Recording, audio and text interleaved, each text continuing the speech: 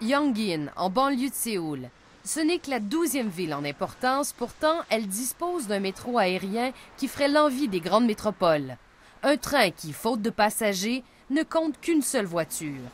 Au début, on pensait que ce serait un métro, mais le train léger de Yongin n'a qu'une seule voiture. Alors on pourrait dire que c'est comme un autobus. Un autobus qui pourrait coûter jusqu'à 3,5 milliards de dollars sur 30 ans aux contribuables, en incluant l'entretien.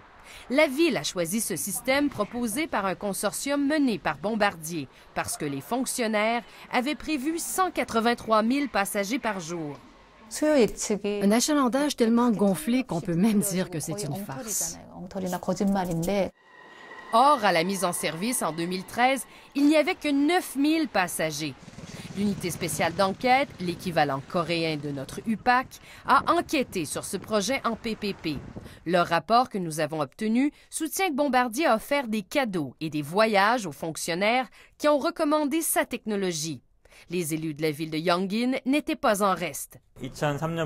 Entre 2003 et 2005, Bombardier a payé 3 voyages au Canada à 37 personnes. Billets d'avion en classe affaires, golf, tourisme et hôtels luxueux.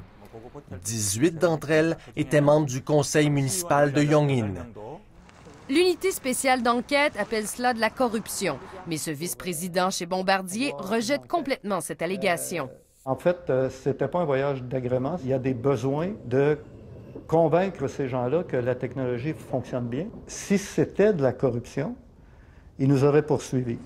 L'enquête avance aussi que Bombardier aurait constitué un fonds clandestin de 2 millions de dollars pour le Canadien Kim Hak-pil, son représentant en Corée. Une somme qui aurait servi à faire du lobbying pour d'autres projets. Et ce que moi je sais, c'est qu'on n'a pas fait de paiement illicite, on n'a pas payé de pots de vin. Il n'y a pas eu d'accusation en raison de l'expiration des délais selon les procureurs coréens ou du manque de preuves selon Bombardier. Mais le projet de train suscite la colère chez ceux que nous avons rencontrés. Une arnaque à la limite de la légalité, c'est ce que je pense. Alors que la ville de Yongin coupe dans ses programmes sociaux pour rembourser sa dette, Bombardier continue à tirer profit du train. La ville lui verse 20 millions de dollars par année pour le contrat de gestion et d'entretien. Il faut dire, Marie-Maude, que cette histoire en Corée du Sud, vous l'avez découverte en enquêtant sur le SLR, le système léger sur rail, qui est prévu sur le pont Champlain, ici à Montréal. Oui, parce que le train que vous avez vu dans le reportage, ce train-là, c'est très précisément un métro de surface automatisé, Céline. Et ça peut faire une grosse différence. Bombardier en a vendu notamment à Kuala Lumpur, à l'aéroport JFK à New York. Et à Vancouver, c'est le train qui roule principalement sur le réseau du SkyTrain.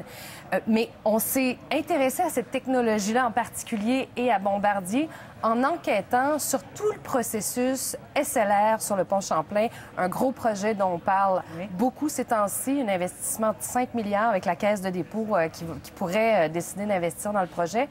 Et on a découvert des choses qui vont être intéressantes pour le public, pour comprendre quels sont les gros intérêts en jeu dans ce projet-là. On va avoir des révélations assez surprenantes demain, notamment sur l'achalandage prévu pour le train. Alors, on sera là sans faute à l'émission Enquête demain. Un train nommé Délire. Intéressant comme titre. Merci, Marie-Maude.